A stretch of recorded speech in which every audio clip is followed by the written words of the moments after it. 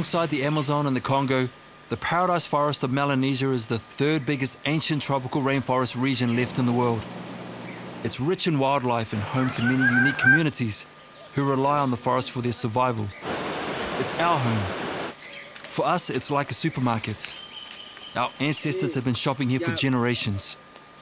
But the forest is under threat.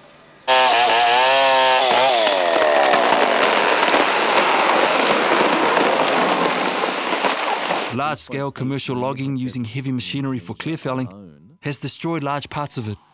The roads they've built to bring the machinery in and the logs out have left a trail of destruction.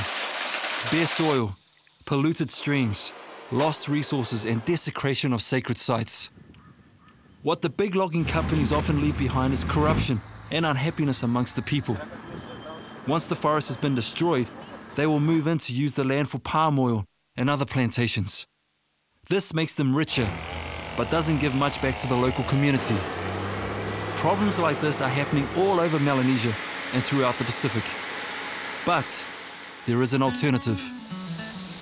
Hello, I'm Sep Galeva of Lake Marere in Western Province, Papua New Guinea. I'm here to tell you about the benefit of ecoforestry and how to get your community started on a better path for a future generation. Ecoforestry is a strategy for a long-term independence. The idea is to get regular income from the forest and to take control of your own land and resources.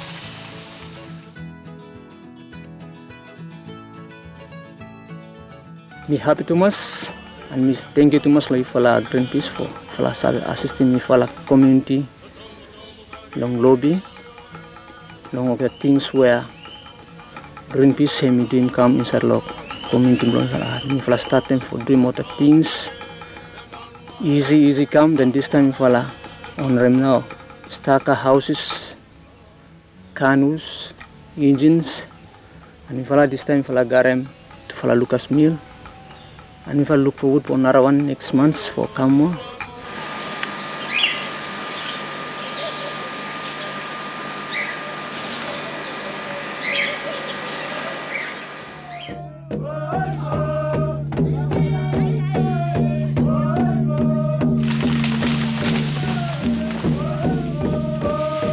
Ecoforestry is about improving our quality of life without losing our customary way of doing things.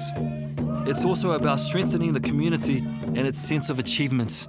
One of the hardest steps of this process is the very first one, the commitment to say no to commercial logging on your land now and in the future. What actually prompted me to take up the issue was like there was a lot of inhuman treatment against the landowners by logging companies hiring police task force to come and brutalize the landowners and intimidate them and all that. I felt when I heard that, I felt that this is like it is our country, and we shouldn't be forced to sign papers to sell our rights. But you don't have to do it alone. Groups like Greenpeace and other NGOs can help guide communities through the process, from beginning to end. But still, it's not easy. It takes a lot of hard work, time and effort to get things going. Greenpeace and their NGO partners can only come and help if the community agrees to invite them onto their land. They rely on the community to look after their people during their stay. Greenpeace and NGOs do not give out money or donate machinery. They are not donors, government or a church.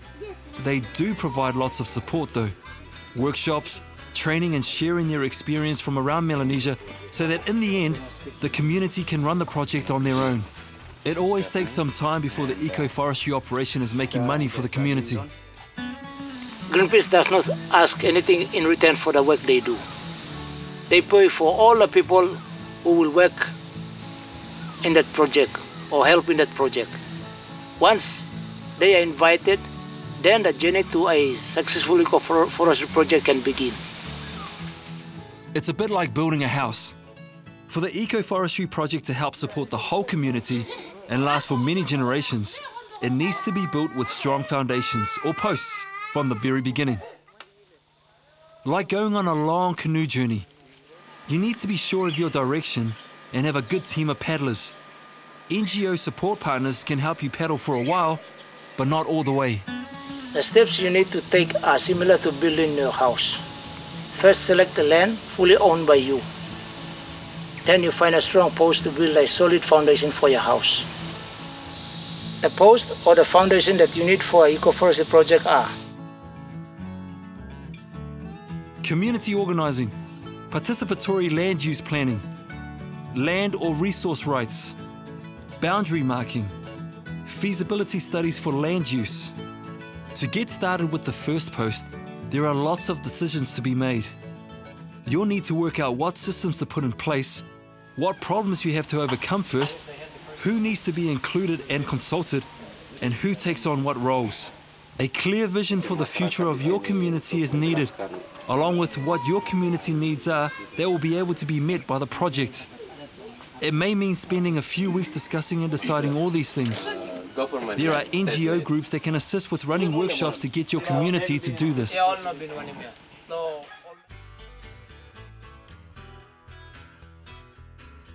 Putting in the next post means the land owning group discuss and agree on what lands and resources they have and what they should use them for. The things to consider include setting aside hunting areas, village areas, crop areas, sacred areas, or areas that need to be conserved or regenerated.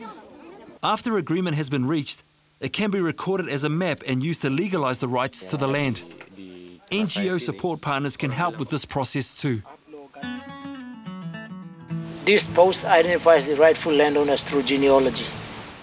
NGO support partners can help to trace ancestries by recording the stories. This is called doing the clan genealogy. The land rights need to be undisputed. If they are disputed by another group, this needs to be resolved. That's another job the NGO support partners can help with. In some countries like PNG, the land ownership needs to be legalized by registering the landowners as an incorporated land group. This post means working with your neighbors or resource owners around your land. It means getting the big men together to agree on common boundaries and then walk them. After agreeing together, the decision will need to be shared with the rest of the clan.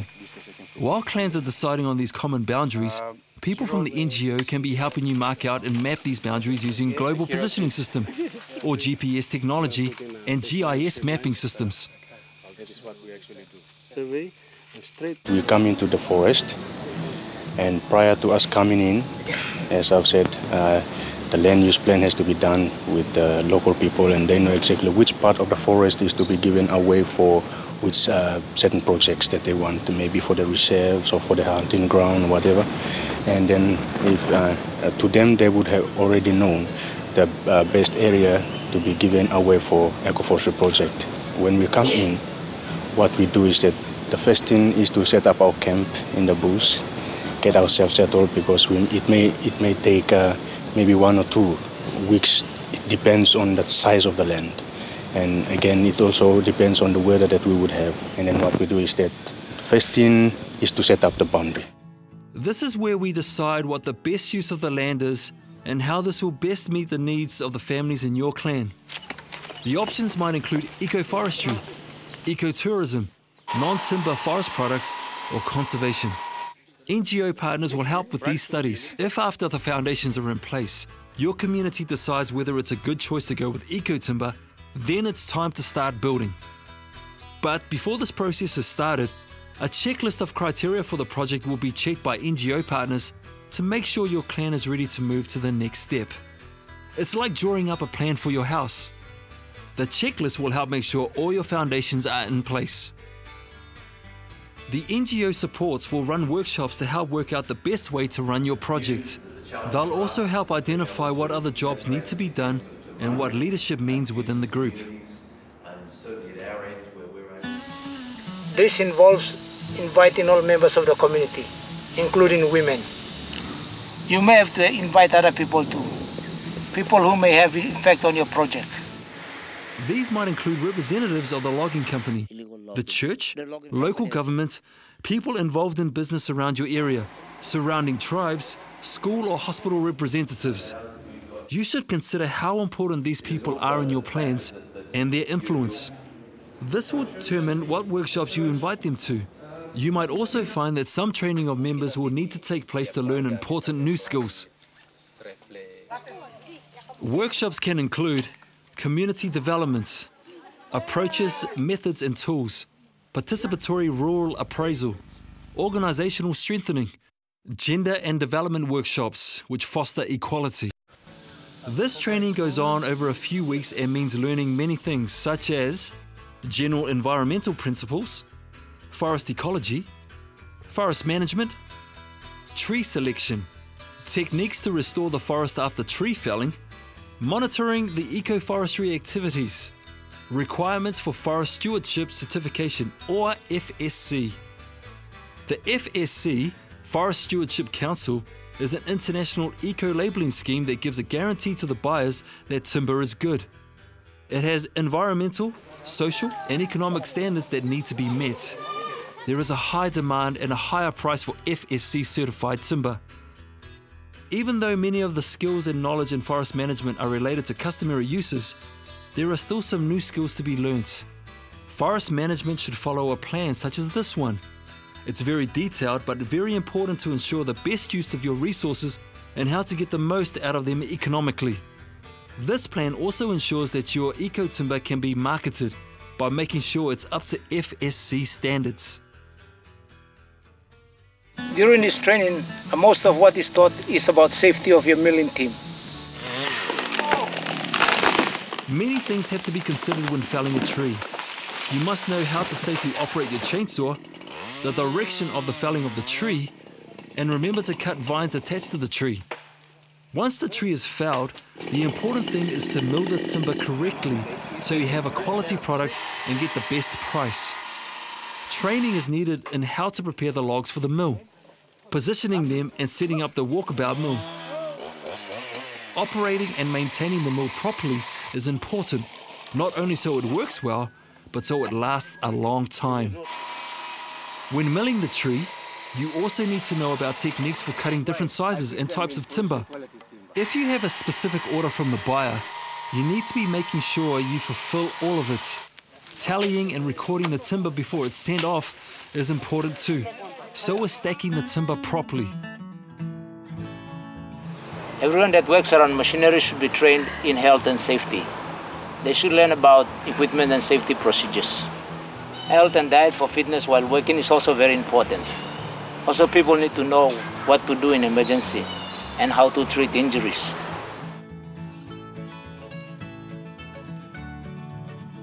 It's important to have high quality timber grading. If you don't have an export graded timber, when you send the timber overseas, you won't get enough money back to cover your costs. The wood will receive a poor price as second grade wood. Grading requirements are different for different markets, so you will need to learn all about these. During the time between milling and exporting, it is very important that you look after your timber so that you don't lose value and the quality. There are a few things that you should think about. How and where to stack timber so it airs well. Constructing timber storage houses so the sun and rain don't spoil the timber. Learning about timber hygiene, making sure it doesn't get dirty or attacked by pests. Before the timber gets transported, it will need to be marked properly. Then you can plan your export and whether it's to be local, national or international. The transportation, planning and marketing of your timber to different markets can be done with the help of NGO partners such as Village Eco-Timber Enterprises in the Solomons or Lake Murray Eco-Timber Enterprises in PNG. Your timber will also need to be FSC certified. If the money in your project is not managed properly, the project will most probably fail. Working with money is a lot different than just living off the forest. Managing the money in the business is a good task for women to get involved in. Clear accounts have to be kept of all money brought in and all the money spent. It is also a requirement of Ecoforestry that project accounts must have at least one woman as a signatory. Ecoforestry projects can generate a lot of money, but it must be remembered that the amount you are paid for your eco-timber is not what you make from your eco-timber. What you are paid is your gross figure, and what you make is your net. Once you deduct all your costs such as fuel, transport, spare parts, equipment, then you can work out how much you have made and how much you can spend on the benefits for the community. Part of the business training also helps you decide on the fairest and most beneficial way to spend the money. It is very important to keep an accurate record. A number of people should sign off on the record. And any clan member should be able to look at the records at any time. This way, everything will be truthful and there can be no suspicion. Along with all the business management and bookkeeping training is the purchase and running of your equipment. All the options for this will be covered in the training. Here we see the community of Lake Murray entering into a lease agreement with their sawmill. This means that part of what they earn will be used to pay off the mill over time. Finally, you have built a strong foundation for your house and your project is up and running. Now all you need to know is how to keep your project strong and stable for many years to come. It may take a while to get your project to a stage where it runs successfully without help. Your NGO support partners can help you with follow-up training. They can also be contacted for advice and support for much of your work in the field and be on hand to help solve any disputes. Monitoring your project is all about making sure that things are being done properly and also that the project is working, giving your community the maximum benefits. The main things that your NGO partners can come and check on include making sure your timber and forest management is up to FSC standards, checking safety standards are being followed, community participation is working well, including involvement of women members, all financial and other forms and records are being maintained. For ecoforestry projects to succeed, we know that quality product needs to be produced. Locally, you can sell the second-grade timber, but when exporting, you will require the help of NGOs such as Greenpeace or Forcert, which is a forest certification support program in PNG. These NGOs can help make arrangements with buyers who may be difficult for you to contact. They can help you get good prices for your timber too.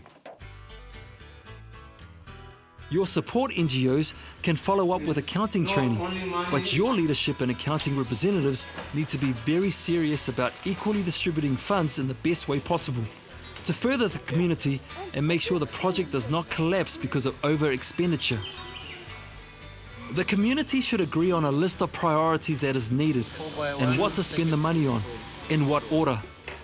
These could include schools, power generation, and health. So, as you can see, it is a long journey before finally getting your house built. It begins with the decision to stop any commercial logging and invite a support NGO onto your land. Then, we build the foundations, deciding on and legalizing your land ownership and deciding the best uses for your land. After all that comes the many weeks of training to get your ecoforestry business off the ground.